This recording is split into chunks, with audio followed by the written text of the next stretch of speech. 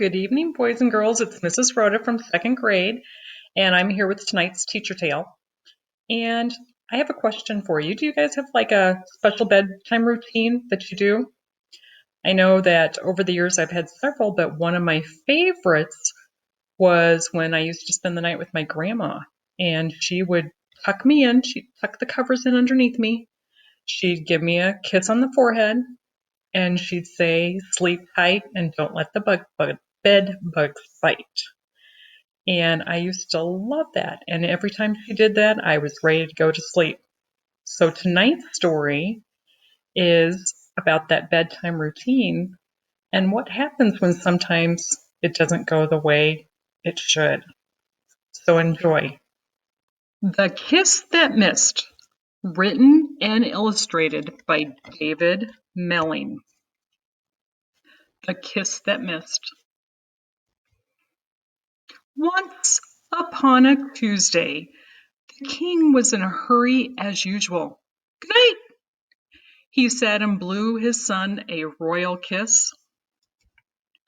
It missed. The young prince watched it rattle around the room, then bounce out of the window and into the night. The prince told the queen told the king, and the king had a quick word with his loyal knight.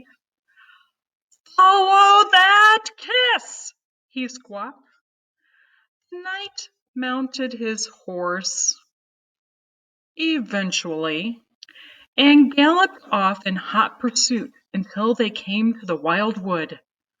Wild creatures with wild eyes, too much hair, and very bad manners lived here.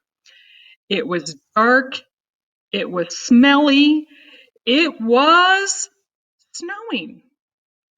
They were not alone.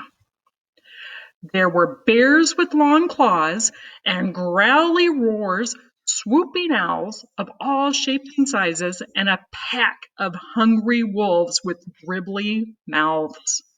"Eek!"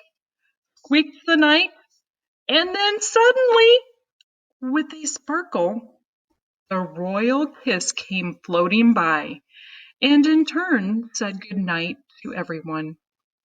Bears stopped being growly, owls stopped being swoopy, wolves stopped being dribbly, and before you could say, "Follow that kiss," they all settled down for a good night's sleep. After a while, they sat down on a wrinkly old tree trunk to rest. The wrinkly old tree trunk twitched and slowly rose into the air above the woods and into the clouds. At last they found themselves staring into a pair of very hairy nostrils. A dragon with "This pair would be nice on toast" eyes leered greedily at them.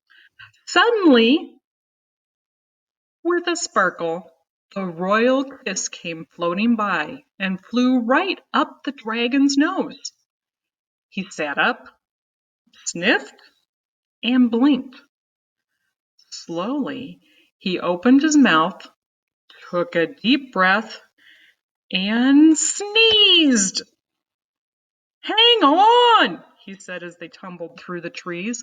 "Come back," he puffed as he lumbered after them. "I want to pick you up and kiss you good night." Slowly, they all made their way back to the castle. That night, the prince was happy, the queen was happy, and the king promised to stop always being in a hurry. He made sure everyone was comfortable and slowly read them a bedtime story from beginning to end, almost. Well, that kiss didn't start off very good, did it, boys and girls? It wasn't what the prince was expecting.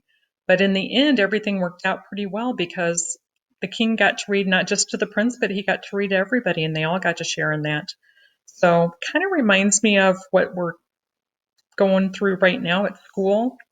The school year definitely is not ending the way we all thought it would or the way we wanted it to, but we're trying to make the most of it. We're trying to find ways to reach out and connect with you that we haven't before and still be with you. So kind of like tonight's bedtime story.